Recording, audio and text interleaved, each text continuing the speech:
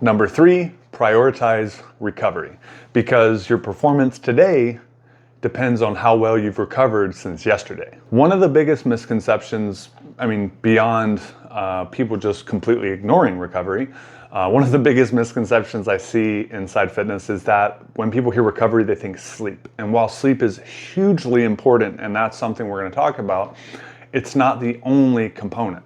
All right, because your sleep can only do so much for you based on these other 3 pieces. And that's going to be hydration, nutrition, and stress. So if those 3 things are not maintained or not balanced or improved in any regard, then your sleep can't recover, because our sleep is when we repair all the damage on our body, we restore all of our hormones, and all of these things we need to be extremely effective in the next day. Whether that's with work, our family, or our fitness goals, you're not going to do well at those things if you feel like crap, if you're tired, if you're lethargic, if you can't focus.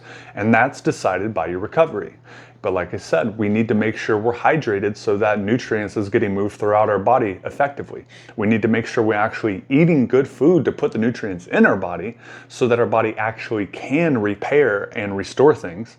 And we need to make sure our stress levels are low, or managed at least in some regard, because when those are really, really high, our cortisol levels spike, and that disrupts a lot of our hormone production and will disrupt our sleep, and then creates a massive negative feedback loop of you sleep like crap, so you feel like crap all day. And when you feel like crap, a lot of times we don't do the things we should, like eat well, hydrate, or stay calm and focused.